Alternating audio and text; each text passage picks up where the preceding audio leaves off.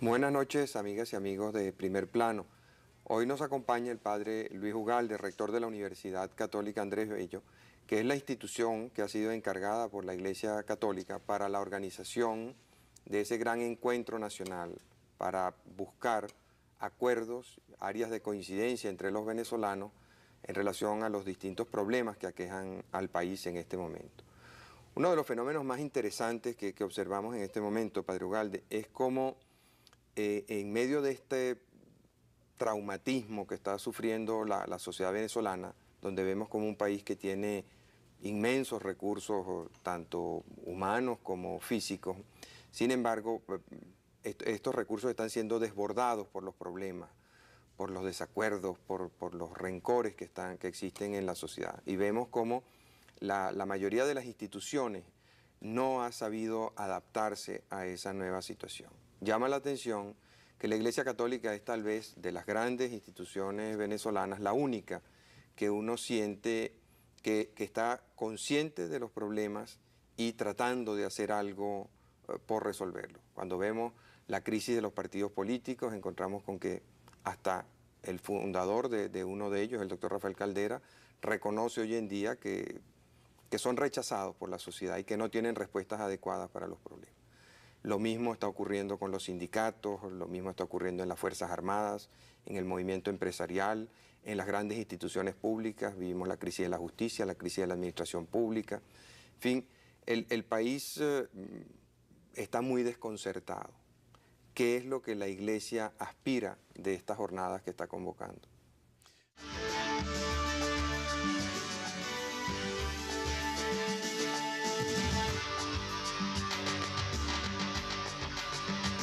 Buenas noches. Yo creo que efectivamente la Iglesia, en concreto la jerarquía católica, a lo largo del año 92, con todos los sobresaltos que hemos vivido, ha estado muy consciente de los problemas del país, de los problemas de fondo que no se arreglan con momentos de ilusión o con un respiro electoral que no vaya al fondo de las cosas. Por otra parte, son muy cautelosos, yo creo que acertadamente cautelosos, en no crear tampoco ellos una ilusión de que la Iglesia tiene una solución en problemas económicos, políticos, sociales. O sea, la Iglesia puede dar una inspiración, puede dar una animación espiritual. Y yo creo que han encontrado una fórmula, a mi modo de ver, bastante feliz, de convocar a la sociedad civil a través de una institución como es una universidad, que por su propia naturaleza, todas nuestras universidades nos tenemos que acercar mucho más a los problemas del país. Y tenemos una serie de recursos profesionales, etc. Entonces, los obispos les pareció que si hay una universidad católica que debe tener la misma inquietud y la misma preocupación y tiene la inspiración en la cual pues, la última conducción la tiene el propio episcopado, entonces encomendarle a la católica a que abra un foro en el cual se exprese no solamente el malestar, porque eso ya está expresado. Tengo la impresión de que el año 92 ha tenido aspectos dolorosos, pero ha tenido aspectos buenos en el sentido de que problemas profundos, de malestar profundo, de desconfianza profunda que hay en el país, han aflorado y han salido. Han salido como protesta, claro. El problema está en que un país no puede vivir todos los días protestando en la calle.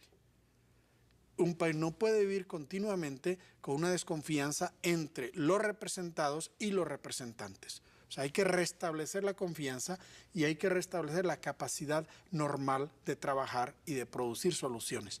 En ese sentido, los obispos en la convocatoria insisten que no les interesa tanto volver al diagnóstico y a la denuncia, sino cómo podemos crear las condiciones entre todo el país, las condiciones para que el próximo gobierno sea gobernable. ¿Qué quiere decir eso, que el próximo gobierno sea gobernable? Bueno, esto ya es opinión personal mía.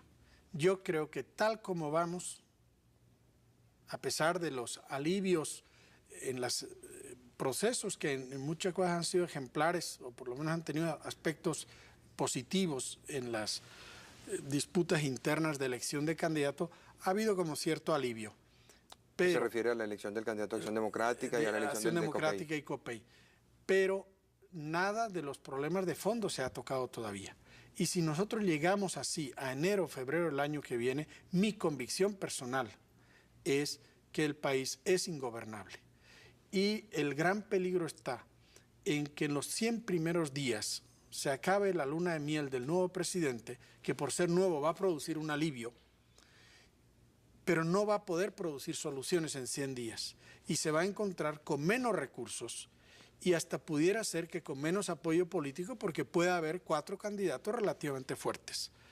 Entonces, si no hay una conciencia de que más allá de las candidaturas, más allá de las diferencias de partido, hay que llegar a fuertes consensos cuyas soluciones requieren el apoyo de la oposición, el apoyo del gobierno, el apoyo de la sociedad civil, yo creo que podemos encontrarnos en mayo del año que viene en una situación muy crítica. Y esto no lo digo para sembrar el pesimismo, sino al revés, para que viéndolo desde ahora, desde mayo del 93, se trabaje más y más sistemáticamente en llegar a algunos consensos fundamentales e identificar ciertas líneas en las cuales gane quien gane deberá trabajar.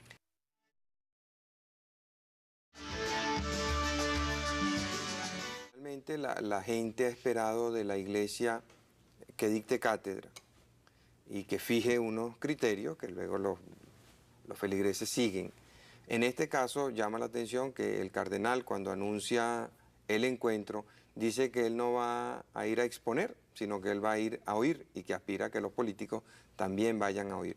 ¿Es un cambio que está ocurriendo en la Iglesia en general o es una particularidad de la Iglesia venezolana o es la manera de ser de nuestro cardenal? Bien, ciertamente es la manera de ser de nuestro cardenal, pero no solamente de él.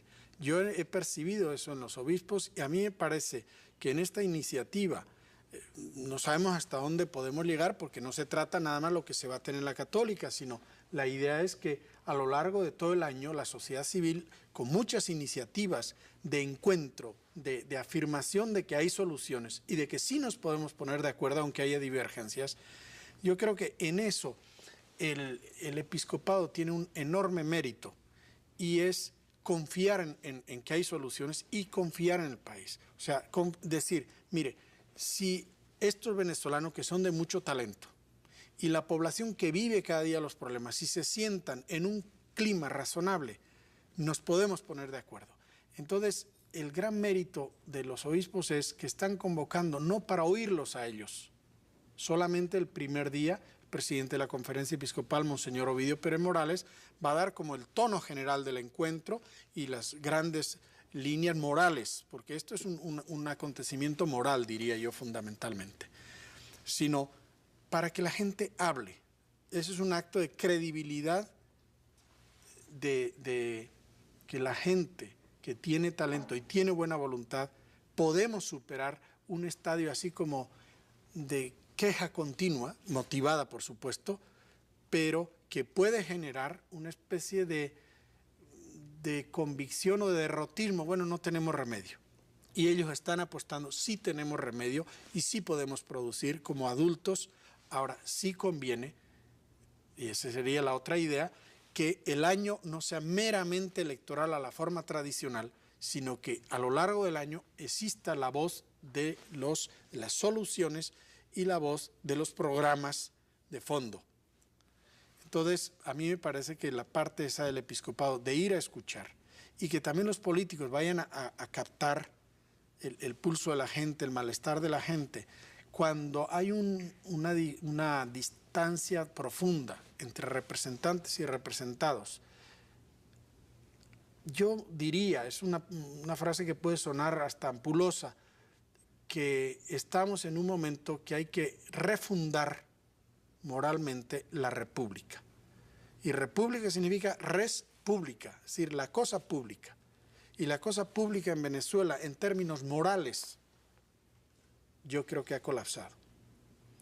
Pero no simplemente han colapsado este o el otro político, que cambiándolo se arregla, sino la actitud política nuestra, es decir, la actitud de asumir las cosas públicas, la educación pública, la salud pública, la seguridad pública, la justicia pública, no está funcionando. ¿Por qué cree usted que no están funcionando? Bueno, no está funcionando, las razones son múltiples. Unas razones muy concretas son que, digamos, durante años, el criterio fundamental del ejercicio de lo público, a la manera en que usted contrataba a una persona o metía empleados, etcétera, era, bueno, yo tengo que colocar mi clientela. Entonces, sea eficiente o ineficiente, eso no importa. Entonces, llega un momento en que no puede funcionar así la salud o la educación, tiene que ser eficiente y tienen que estar las personas, igual que en cualquier otra empresa, produciendo con efectividad aquel servicio que se le está pidiendo. Yo le pongo un ejemplo. Me han llegado muy recientemente unos datos que a mí me han alarmado muchísimo. En el distrito Caroní, en el estado Bolívar, de 46 planteles de preescolar, primaria y secundaria, resulta que hay 77 directivos que tienen certificado de incapacitado o permiso médico en forma estable. 46 planteles, 77, o sea, director, subdirector, tiempo completos. Bueno, si eso me pasa a mí en la Universidad Católica, yo tengo que cerrar la universidad, porque eso es doble de todos los directivos que hay en la universidad. Entonces, habitualmente, ¿cómo puede una población tolerar eso? Y tiene su certificado IPASME. O sea, los gremios han respaldado eso, la población ha sufrido eso, y al mismo tiempo hay 150 profesores en esos mismos planteles con certificado de incapacidad o de reposo médico, en forma habitual. Y esto no es que en el estado Bolívar hay una enfermedad especial, sino esto es un estilo de hacer las cosas. Ahora, el problema con ese estilo de hacer las cosas es que eso fue creado por los partidos políticos para colonizar la administración pública y de esa manera controlarla y dominarla. Pero ahora resulta que los colonizados son los partidos políticos. Todos esos intereses que ellos fueron creando ahora se han ido sindicalizando, gremializando, federando, y los partidos políticos son prisioneros de esos gremios. Y lo vemos todos los días cuando el gobierno tiene que discutir la contratación colectiva con los maestros o con los empleados de la salud o con el seguro social, en los tribunales, en todas partes. Esos gremios tienen ahora dominados a los partidos. Los partidos desacreditados no pueden hacer nada. Claro, es que, mire, eso es como en materia de salud. Evitar una enfermedad es relativamente fácil, pero salir de una enfermedad que ya se ha adquirido es sumamente difícil. Por ejemplo, me acuerdo que hace un año hablábamos del seguro social y yo le decía, yo estoy convencido de que eso se va a resolver. Y sigo convencido, ¿por qué? Porque va a colapsar. Y ya colapsó en el momento que empiezan los patronos y los obreros a decir, yo no contribuyo al seguro social, no tenemos más remedio que reestructurar. Ahora, ¿qué es lo que ha salido a flote? Bueno, que si había 75,000 empleados, de los cuales 30,000 no iban a trabajar, y de los que iban a trabajar sobran la mitad. Claro, la solución de eso es muy cara para el país. Y entonces necesito una cantidad de dinero para liquidar, y necesito una cantidad de dinero para poner en marcha. Entonces, una de las cosas que a mí me parece importante de este encuentro es que todos los venezolanos nos vayamos convenciendo que, por un lado, tenemos que ser mucho más, la palabra no es intolerante, pero sí menos cómplices con esa corrupción de la ineficiencia, que es una forma de corrupción, menos cómplices con tolerar cosas que son absolutamente intolerables.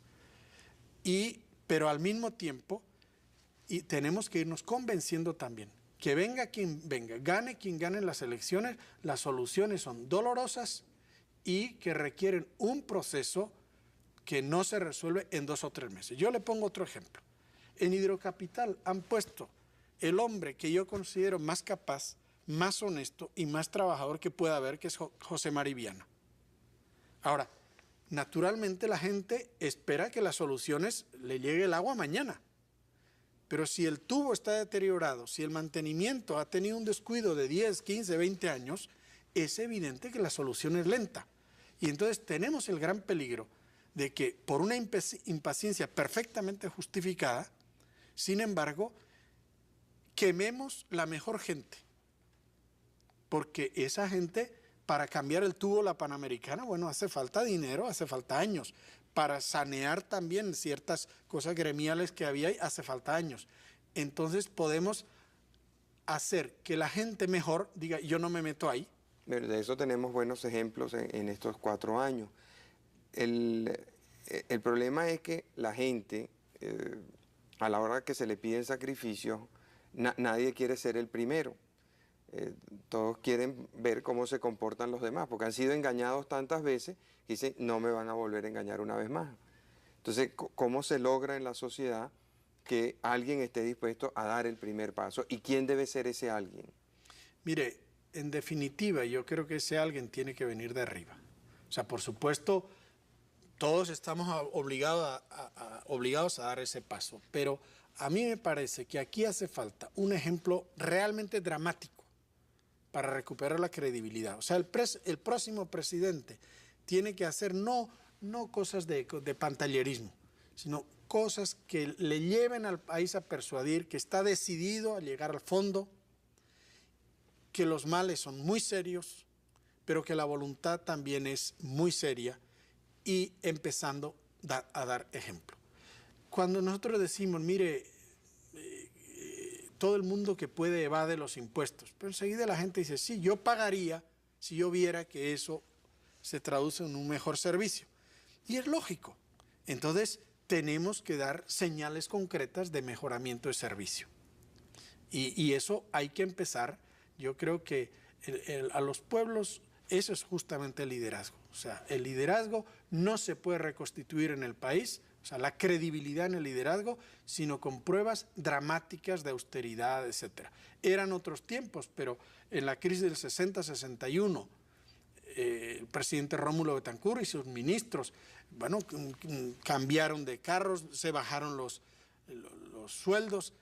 Es decir, yo no sé si ese es el signo que hay que hacer, pero que el país necesita signos de persuasión, porque si usted no le puede dar soluciones inmediatas, y no las hay, por lo menos que el país diga, bueno, sin embargo, ese señor está, lo que dice lo respalda y está realmente con nosotros en la situación nuestra, porque vamos a tener un proceso que es largo. ¿Y en qué pueden contribuir las jornadas estas que se inician mañana para crear ese estado de conciencia y para ir estimulando a que salgan esos líderes? Bien, mi opinión es la siguiente, ¿no? La sociedad civil, por supuesto que es una realidad, que yo llamaría, bueno, todos los venezolanos que son en cuanto representados en el Estado, es decir, los que no ejercen el poder judicial, los que no ejercen el poder legislativo, los que no ejercen el poder... Bueno, esa es la sociedad civil, previa al Estado. ¿Representada en quién? ¿O por quién, mejor dicho? Entonces, hay una serie de representantes y esa relación no funciona. Entonces, hay que lograr que los representados se vayan encontrando en círculos concéntricos e identificándose, porque la sociedad civil no se identifica. Usted puede identificar Fede Cámaras o la CTV, usted llama y hay un secretario y un presidente en el partido. Sociedad civil no hay secretario ni presidente. Hay una articulación creciente y hay muchísima desarticulación también. Entonces, una de las dificultades es convocar, y me parece otro acierto de los obispos, a la sociedad civil, sabiendo que no es el encuentro de la sociedad civil, es un encuentro. Se pueden producir en las regiones, en los barrios, en las zonas, en los condominios, pero que la gente empiece a hablar de soluciones y de acuerdos para las soluciones. Entonces, este encuentro hemos tratado de combinar dos aspectos. Por un lado, identificamos 7 grandes temas, en el área económica, social, educativa, y hace falta, por un lado, que gente de primera línea, altamente cualificada, plantee los problemas, porque si no, se nos va a enquejarnos y las quejas son múltiples. Y entonces es un aguacero de quejas, pero que no ofrece soluciones, y entonces salimos con más pesimismo. Entonces, expertos que digan, a mi juicio, en esta área, los 4 grandes iniciativas serían esta, esta y esta, en una forma sobria, simplificada. Y otro experto diga, pues coincido yo con eso, o más bien yo creo que no estaría de acuerdo en el punto 2, sino en este. Entonces, hay 3 expositores en el área económica, hay 2 comentaristas por cada expositor, que brevemente ayuden a un público de 1 millar de personas, ayuden a centrar el tema. Eso durante la mañana. Entonces, en la tarde, es más bien el público el que habla, el que plantea, bueno, su sentir, su vivencia sobre eso, sus preguntas o sus argumentos en contra.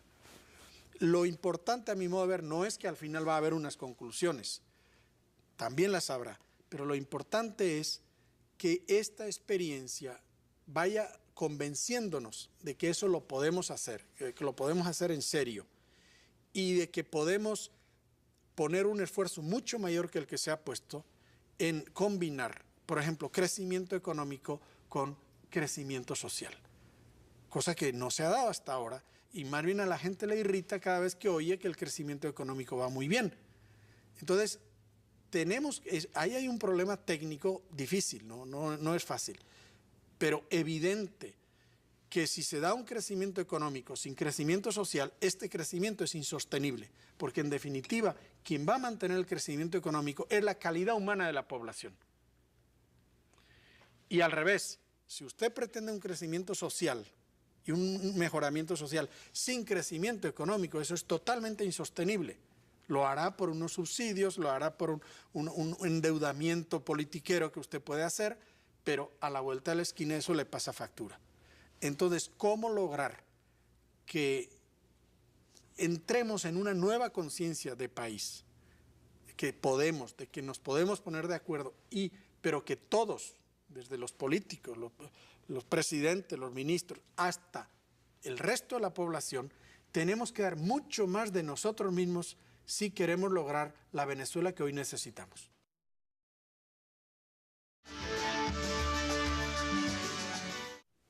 En el planteamiento que usted nos ha venido haciendo, una de las bases fundamentales es el descontento de los representados con sus representantes. Pues normalmente en una sociedad el poder ejecutivo funcionaría, el poder legislativo funcionaría, el poder judicial funcionaría y pues la gente estaría más o menos contenta y tendría oportunidad de expresarse en las elecciones y no aspiraría a más. Algunos foros o reuniones a nivel ya más municipal, más local.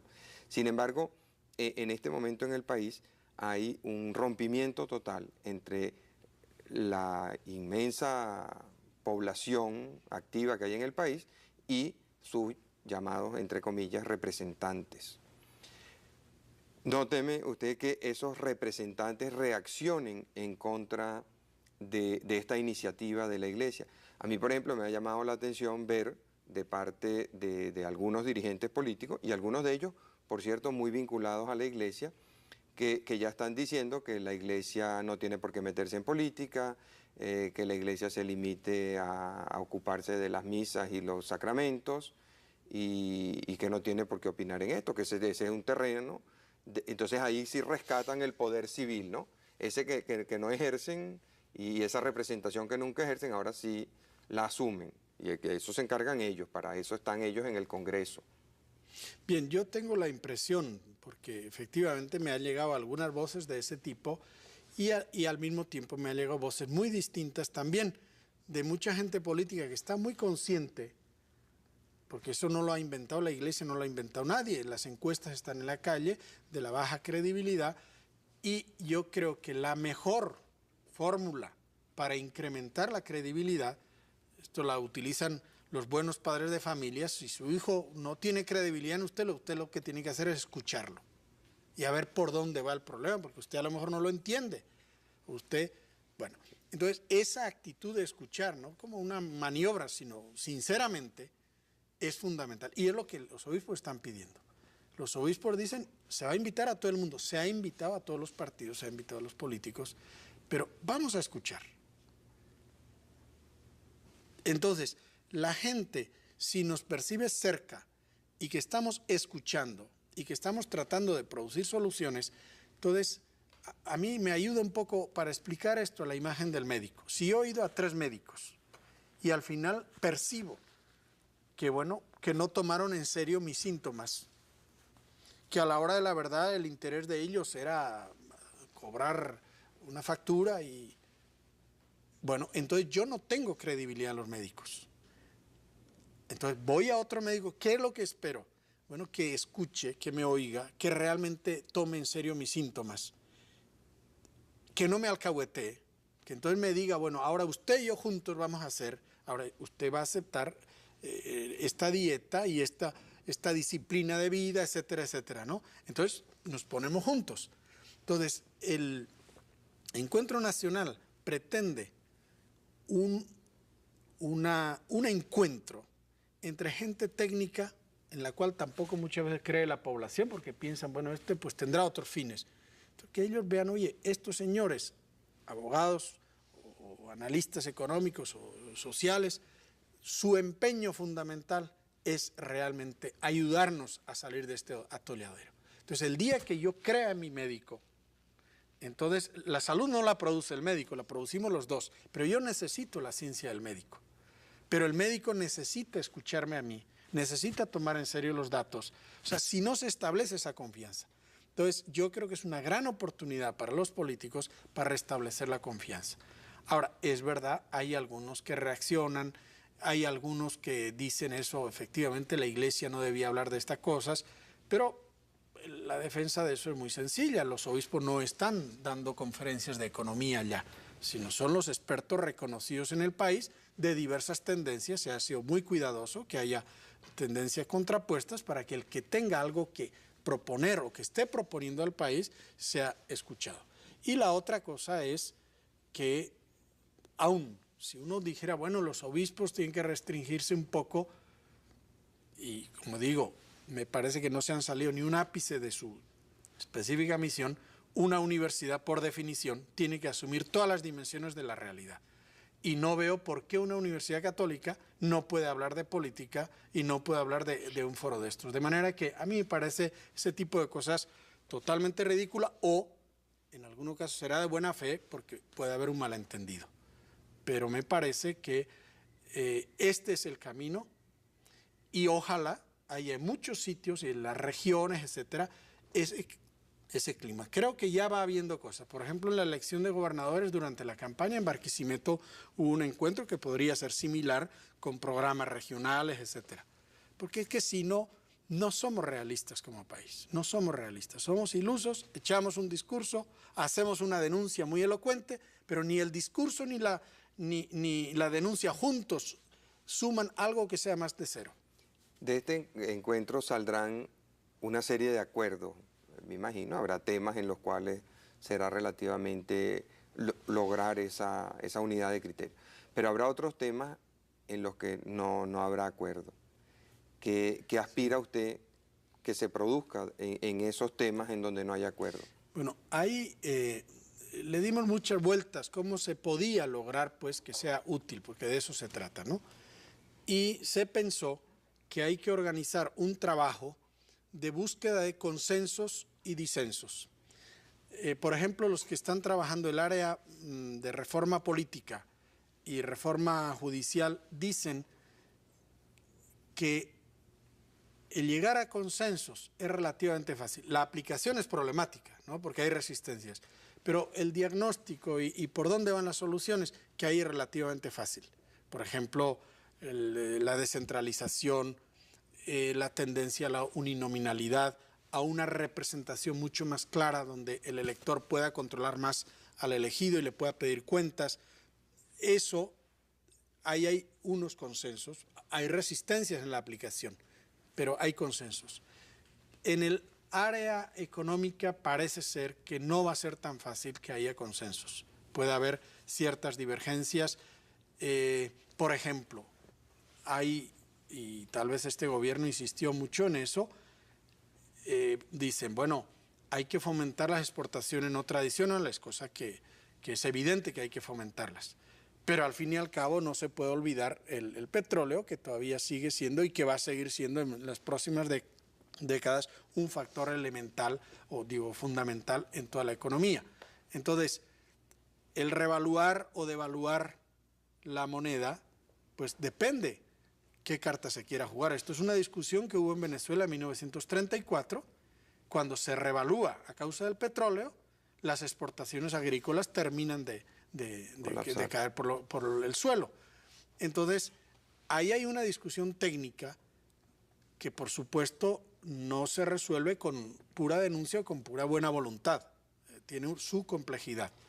Pero es evidente que si se juega la carta de la devaluación, bueno, cada devaluación supone inflación y supone quitarle del bolívar que tiene el venezolano común en el bolsillo, le quito 10%, 20% y al final, al cabo del año, lo que tengo es un medio en el bolsillo.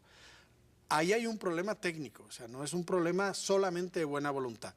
Entonces, pero que la sociedad civil perciba eso y que sienta que estos señores le ayudan a, bueno, si no se llega al acuerdo, bueno, hay que identificar los disensos. Entonces hay que decirle al país, mire, sobre esto hay que discutir más y hay que afinar más, pero el punto está aquí, este punto y este, o sea, no distraernos en muchas cosas, sino identificar bien, porque el gobierno que venga a ese altísimo nivel va a tener que tomar decisión. Pero es muy malo que tenga que tomar decisiones, y yo creo que fue quizá uno de los errores del actual gobierno, decisiones que le afectan a toda la población, pero sin que la población sepa que le van a anestesiar y que le van a amputar la pierna. Y cuando amanece cae en la cuenta que le falta la pierna y nadie se lo dijo. A lo mejor usted puede decir, bueno, es que si yo no le hubiera cortado la pierna usted se muere. Sí, pero usted tiene obligación de decirme a mí y ponerme la alternativa. Y entonces yo digo, sí, prefiero que me ampute, pero yo tengo que saber. A mí no me pueden pedir sacrificios en una democracia sin saber por qué y sin que yo vea que esos sacrificios van a conducir a un mejoramiento real. Eso me lo puede hacer una dictadura porque no tengo más remedio, pero una democracia no. Y yo creo que aquí la dirección política falló en acompañar a la población, en dar ejemplo y explicar. Y después, claro, cualquier rumor verdadero o falso de corrupción o cualquier ejemplo que muchas veces ha estado a la vista, pues cuando yo lo estoy pasando mal, entonces me vuelvo mucho más intolerante. Yo diría que afortunadamente.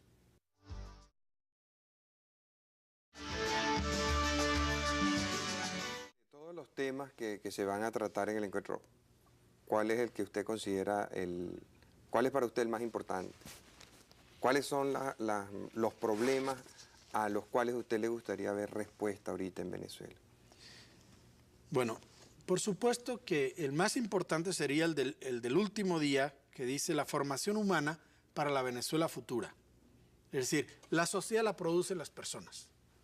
Entonces necesitamos nuevas actitudes, sobre todo actitudes frente a lo público, nuevas capacidades y nueva calidad moral, digamos, a todo nivel. Ahora, en este momento, en la humanidad, vemos cómo los cambios ocurren a una velocidad pasmosa y además en direcciones muchas veces totalmente inesperadas. Entonces es muy difícil capacitar recursos para la incertidumbre, para lo imprevisto. Sí, yo a eso le diría lo siguiente, ¿no? Es verdad que a veces cuando discutimos al nivel universitario, bueno, un ingeniero tiene que tener una formación básica que lo haga adaptable después a tareas nuevas que van viniendo, porque la electrónica, todo esto nos va atropellando, ¿no? Eso es verdad, o sea que hay un nivel alto donde hace falta cierta sutileza, pero hay otras cosas muy elementales. Si el venezolano medio, en promedio de población, no pasa de 6º grado, ahí no hay nada que discutir. En estos días salían unas cifras horribles. Claro. Entonces es tan evidente ese hecho que ahí tiene que haber consenso, que tenemos que lograr que el 80-90% de los venezolanos termine 9º grado. Que tenemos que lograr que por lo menos el 50% de la educación diversificada, o sea, el antiguo 4º y 5º de bachillerato, por lo menos la mitad sea cualificación en oficios. Porque en Venezuela esa parte no se ha desarrollado. El INSE es una cosa meramente complementaria, pero países como Alemania su gran fortaleza ha sido eso. Incluso España ha podido hacer ciertos cambios porque en los años 50 y 60 jugó a las llamadas escuelas profesionales y no que todo desemboque en la universidad y que las universidades saquen muchas veces profesionales que no se relacionan con las necesidades productivas del país. Yo creo que la relación sistema educativo, sistema productivo, hay que restablecerla en el país. Y hay que sincerar y tiene que haber una comunicación mucho mayor, por supuesto con las universidades, pero también en el aprendizaje de oficios. Y yo creo que en Venezuela hay un factor que no hemos caído en la cuenta, porque históricamente, cuando en Venezuela empieza el gran proceso de urbanización con el chorro petrolero, sobre todo a partir de la ley del 43, y después muy fuertemente la década del 50, esa mano de obra cualificada que necesitaba el país y que no la tenía porque la población era rural, la suplen los italianos, los españoles, los portugueses y un montón de centroeuropeos que sabían oficios urbanos. Y después, en buena parte, en muchas áreas, los colombianos y algunos latinoamericanos. Pero la migración se acabó. En este momento el saldo es negativo.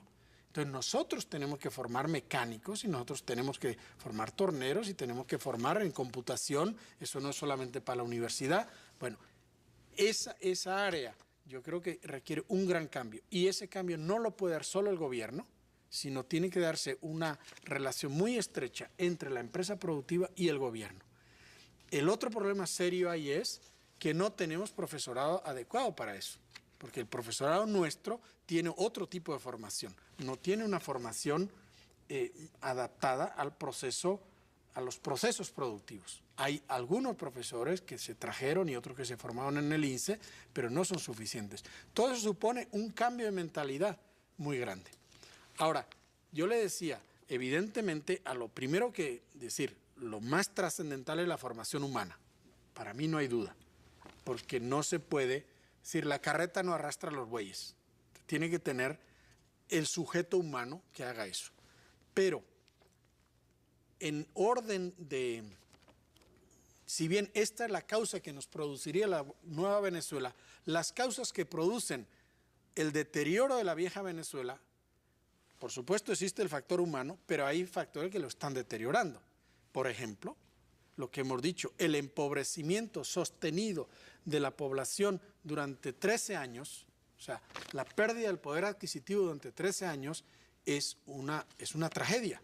Si a eso usted le añade, si yo tengo menos ingresos y además los servicios públicos gratuitos que yo tenía de bastante buena calidad, en educación, en salud, en transporte, en agua, etcétera, si eso también colapsa, entonces son dos factores que convergen para hacerme más pobre y para aumentar mi malestar. Entonces, este otro tema de la relación de desarrollo económico, desarrollo social, mejoramiento social, desarrollo económico, es un tema que si no se resuelve, deteriora todo lo demás. O sea, no sé cómo explicar, ¿no?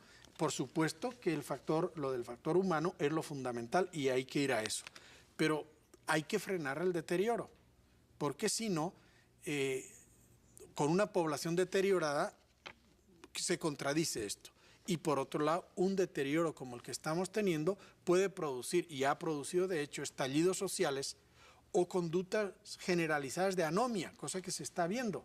Es decir, muchachos que dicen, a mí esta sociedad no me ha dado nada, no me ofrece ningún horizonte, entonces yo por mi cuenta me voy a resolver mi vida y eso es por la vía de la delincuencia. O sea, yo voy a adquirir, no por los cauces que me cierra la sociedad, sino por mi cuenta voy a adquirir los bienes y servicios a los cuales aspiro como cualquier venezolano y que yo veo en la televisión. Entonces, ¿cómo voy a adquirir esta moto o aquel vestido? En fin, o esos zapatos. Y tenemos el absurdo de que al año hay un centenar de asesinatos para quitarle unos zapatos a otra persona. Entonces, la anomia, o sea, el no aceptar las reglas de juego y no guiarse por conductas fundamentales, morales, está avanzando muchísimo en Venezuela. Y la única manera de atajar eso, por supuesto que los cuerpos de seguridad tienen un papel, pero la única manera es recuperar el sentido moral. Por eso decía yo que hay que refundar la República en la parte moral. O sea, creer que las autoridades, las instancias del Estado para buscar el bien común están para buscar el bien común y no para otra cosa. Ahora, eso implica un liderazgo con una enorme autoridad moral y en cierta forma no hay ahí un riesgo de regresar a esquemas caudillistas. Bueno, efectivamente requiere un liderazgo con una gran autoridad moral, pero no requiere un liderazgo unipersonal, porque los problemas son desdoblados, o sea, son problemas que no permiten decir, bueno, va a venir fulano de tal que es mi candidato y ese va a resolver, o va a venir el otro candidato que es el que va a resolver, o va a venir la iglesia y va a resolver, va a hacer un milagro ahí, sino están desdoblados. O sea, usted va al hospital, bueno, ¿quién va a arreglar el sano funcionamiento de este hospital? No el presidente, sino, bueno, eso tiene que ver con las enfermeras, tiene que ver con los médicos, tiene que ver con una reestructuración del seguro, pero vamos al aseo urbano, o vamos al funcionamiento del agua, o vamos al funcionamiento de la escuela, o vamos a que yo en el trabajo realmente tenga posibilidades en el trabajo en la empresa de ascender, que tenga estímulos a aumentar yo la productividad, pero al mismo tiempo que yo aumento la productividad, estoy percibiendo mayor beneficio, porque si me piden mayor productividad, pero veo que se me deteriora mi salario, eso va contra todos los principios más elementales de la economía. Entonces, de alguna manera, no hay lugar, sí hace falta autoridad moral, pero no una autoridad moral, sino la reestructuración de la autoridad moral en la sociedad civil, o por lo menos impulsada por la sociedad civil. Es una, en ese sentido, el afiche que nos ha hecho el gran artista Santiago Pol para la sociedad civil, es un obsequio que hizo él, es un bombillo y dentro están las huellas digitales de mucha gente. Esa es la sociedad civil que ilumina, o sea, la luz no puede venir sino una transformación de todos.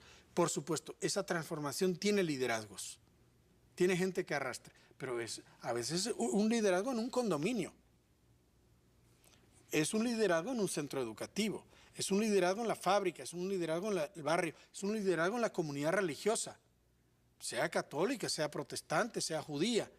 Es decir, estamos en un momento que hay que sacar todos los recursos que tengamos. Y sería una estupidez que alguien acusara a la iglesia de poner en común lo que ella puede tener de liderazgo, de capacidad de orientación. Y la iglesia lo que dice, bueno, si usted tiene, póngalo también. Póngalo también. Disputar si es usted o soy yo, no, todos. O sea que, y esa textualmente en el documento de los obispos, eso se dice expresamente. Esto no es que nosotros, no. Aquí hay muchísima gente en el país que tiene la conciencia clara, que padece los problemas, pero que tiene también capacidades de ir cambiando eso. O sea que en el fondo este encuentro lo que es una invitación a todos aquellos venezolanos que sientan que tengan conocimientos especiales que puedan ser útiles, a que los ofrezcan a toda la sociedad y a todos aquellos que tienen capacidad de liderazgo a que traten de ejercer ese liderazgo. A mí me parece que eso justamente es así. Claro, uno siempre recurre para explicar las cosas al bendito metro de Caracas, ¿no? Pero todos tenemos la percepción, el metro funciona, pero funciona porque hay un montón de gente que se pone de acuerdo que no va a masticar chicle y no va a embadurnar las paredes y va a caminar por la derecha y no va a levantar la voz y no va a rayar y no va a botar basura. Entonces, la suma total produce un servicio público hasta ahora el mejor de los metros del mundo que yo he visto y conozco por lo menos más de una docena. Entonces, el punto está en la coordinación. Ahora, basta 10. Dice, no, bueno, todos lo dejan limpio, pero yo voy a rayar. Entonces usted lo echa a perder. Entonces, el metro, si todos los días se mueve más de 1 millón de personas, lo hacen bueno, por supuesto, los que lo dirigen. Que nos han dado unas pautas, hay una orientación. Pero lo hacen bueno el 1 millón de venezolanos que van ahí. Y el transporte de barrio, yo he vivido 5 años en La Vega y sé lo que es, lo hacemos malo todos. Entonces ahí viene el problema, cómo cambiar de tónica, cómo cambiar de onda, ¿no? Entrar no en una onda ilusoriamente, infantilmente optimista, porque no estamos para infantilismos ahora, con mucho realismo, sabiendo que los problemas son serios. Lo mismo pasa en lo de la recaudación. Si el hábito es que uno no aporte porque se usa mal, bueno, vamos a empezar creando hábitos. Y lo público requiere hábitos públicos. La conciencia que ha habido en Venezuela de que robar de lo público no es robo, es una conciencia bastante generalizada, porque dice, bueno, si eso es dinero del petróleo y es de todos, pues yo me llevo mi parte. Y se supone que es un dinero abundante, pues mi parte tiene que ser abundante. Entonces no hay conciencia de que es un delito terrible o malversar fondos públicos o apropiárselos. Bueno, todo eso supone la recreación moral de lo público. Y yo creo que la tarea no es menor que eso. O sea, si nosotros pensamos, como muchas veces hemos pensado con la crisis petrolera, bueno, hubo un Hussein que nos salvó aquel año, ahora vendrá. Entonces, nunca nos convencemos de que la enfermedad es de fondo, pero que la solución es perfectamente viable y que el país tiene recursos materiales y tiene recursos humanos impresionantes, tiene infraestructura que era absolutamente impensable hace 40 años en Venezuela, pero sí suponen actitudes distintas. Y en ese sentido, la gente le gusta hablar de moral, y a mí no me gusta hablar de moral porque casi siempre es una trampa. Me gusta hablar de la moral dentro de las cosas. O sea, cuando los obispos dicen, mire, pregúntese usted en su ponencia si la propuesta que usted hace de reforma judicial o en el área económica, ¿cómo afecta eso al venezolano? Y segundo, ¿cómo afecta especialmente a la mayoría pobre de Venezuela? Esa es la pregunta moral. No hacerla aparte, sino hacerla en su área. Usted es banquero, usted es productor, usted es trabajador, usted es educador. Hagámonos esa pregunta. Y en la medida que vayamos haciendo como un clima, como que se pone de moda el hacer esas cosas, como se puso de moda el denunciar, ahora bueno, si se pone de moda y también los políticos van cayendo en la cuenta de que para usted adquirir votos ya tiene que ser un hombre de soluciones. Por ejemplo, hay una cosa que a mí me impresiona muy positivamente. En este momento, tal como van las cosas, se prevén 3 o 4 candidatos, todos han participado en administraciones, o han sido alcaldes, o han sido gobernadores, o han sido presidente.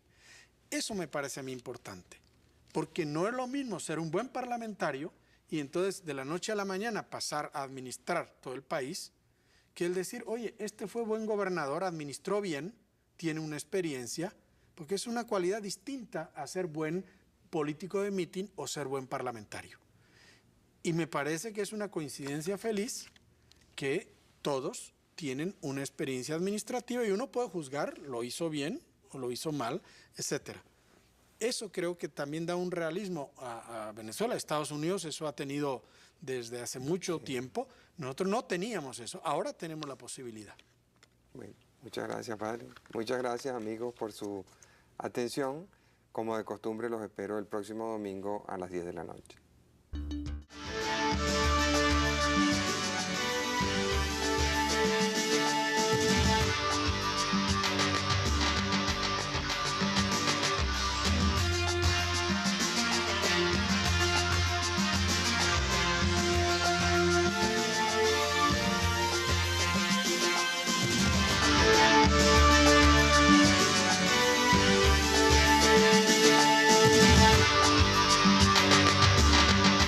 El cardenal, cuando anuncia el encuentro, dice que él no va a ir a exponer, sino que él va a ir a oír y que aspira a que los políticos también vayan a oír.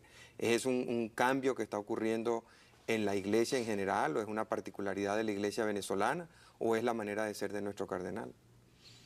Bien, ciertamente es la manera de ser de nuestro cardenal, pero no solamente de él.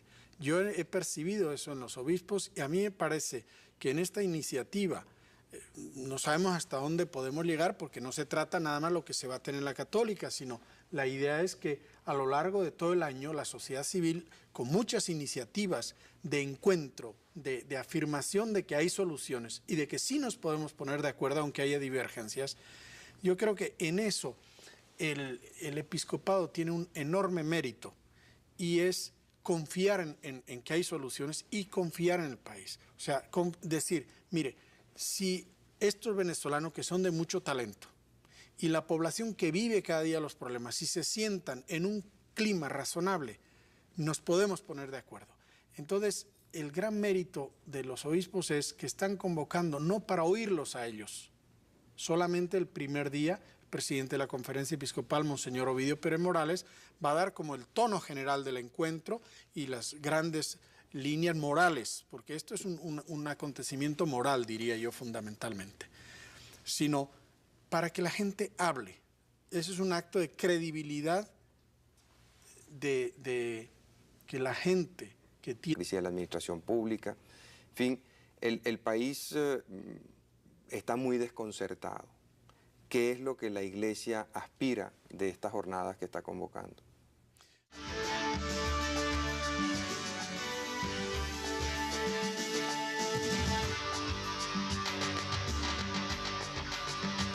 Buenas noches. Yo creo que efectivamente la Iglesia, en concreto la jerarquía católica, a lo largo del año 92, con todos los sobresaltos que hemos vivido, ha estado muy consciente de los problemas del país, de los problemas de fondo que no se arreglan con momentos de ilusión o con un respiro electoral que no vaya al fondo de las cosas.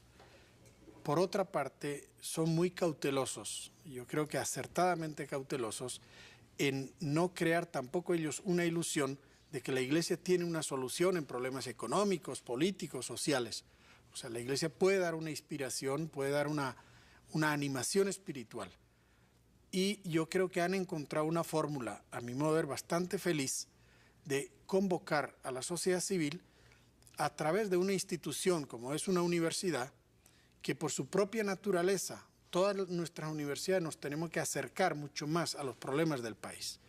Y tenemos una serie de recursos profesionales, etcétera. Entonces, los obispos les pareció que si hay una universidad católica que debe tener la misma inquietud y la misma preocupación y tiene la inspiración en la cual pues la última conducción Democrática y a la acción democrática y COPEI, pero nada de los problemas de fondo se ha tocado todavía. Y si nosotros llegamos así a enero o febrero del año que viene, mi convicción personal es que el país es ingobernable. Y el gran peligro está en que en los 100 primeros días se acabe la luna de miel del nuevo presidente, que por ser nuevo va a producir un alivio, pero no va a poder producir soluciones en 100 días. Y se va a encontrar con menos recursos y hasta pudiera ser que con menos apoyo político porque puede haber 4 candidatos relativamente fuertes. Entonces, si no hay una conciencia de que más allá de las candidaturas, más allá de las diferencias de partido, hay que llegar a fuertes consensos cuyas soluciones requieren el apoyo de la oposición, el apoyo del gobierno, el apoyo de la sociedad civil, yo creo que podemos encontrarnos en mayo del año que viene en una situación muy crítica. Y esto no lo digo para sembrar el pesimismo, sino al revés, para que viéndolo desde ahora, desde mayo del 93, se trabaje más y más sistemáticamente en llegar a algunos consensos fundamentales e identificar ciertas líneas en las cuales gane quien gane deberá trabajar.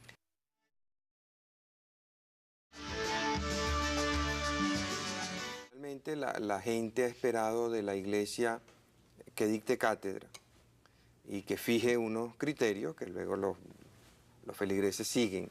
En este caso llama la atención que... La tiene el propio episcopado, entonces encomendarle a la católica a que abra un foro en el cual se exprese no solamente el malestar, porque eso ya está expresado. Tengo la impresión de que el año 92 ha tenido aspectos dolorosos, pero ha tenido aspectos buenos en el sentido de que problemas profundos, de malestar profundo, de de desconfianza profunda que hay en el país han aflorado y han salido. Han salido como protesta. Claro, el problema está en que un país no puede vivir todos los días protestando en la calle. Un país no puede vivir continuamente con una desconfianza entre los representados y los representantes. O sea, hay que restablecer la confianza y hay que restablecer la capacidad normal de trabajar y de producir soluciones. En ese sentido, los obispos en la convocatoria insisten que no les interesa tanto volver al diagnóstico y a la denuncia, sino cómo podemos crear las condiciones entre todo el país, las condiciones para que el próximo gobierno sea gobernable. ¿Qué quiere decir eso, que el próximo gobierno sea gobernable? Bueno, esto ya es opinión personal mía. Yo creo que tal como vamos, a pesar de los alivios en los procesos que en muchas cosas han sido ejemplares, o por lo menos han tenido aspectos positivos en las disputas internas de elección de candidato, ha habido como cierto alivio. Pero se refiere a la elección del candidato de Acción Democrática. Buenas noches, amigas y amigos de Primer Plano. Hoy nos acompaña el padre Luis Ugalde, rector de la Universidad Católica Andrés Bello, que es la institución que ha sido encargada por la Iglesia Católica para la organización de ese gran encuentro nacional, para buscar acuerdos, áreas de coincidencia entre los venezolanos en relación a los distintos problemas que aquejan al país en este momento. Uno de los fenómenos más interesantes que observamos en este momento, padre Ugalde, es cómo en medio de este traumatismo que está sufriendo la sociedad venezolana, donde vemos como un país que tiene inmensos recursos, tanto humanos como físicos, sin embargo, estos recursos están siendo desbordados por los problemas, por los desacuerdos, por los rencores que existen en la sociedad. Y vemos cómo la mayoría de las instituciones no ha sabido adaptarse a esa nueva situación. Llama la atención que la Iglesia Católica es tal vez de las grandes instituciones venezolanas la única que uno siente que está consciente de los problemas y tratando de hacer algo por resolverlo. Cuando vemos la crisis de los partidos políticos, encontramos con que hasta el fundador de uno de ellos, el doctor Rafael Caldera, reconoce hoy en día que son rechazados por la sociedad y que no tienen respuestas adecuadas para los problemas. Lo mismo está ocurriendo con los sindicatos, lo mismo está ocurriendo en las Fuerzas Armadas, en el movimiento empresarial, en las grandes instituciones públicas. Vivimos la crisis de la justicia,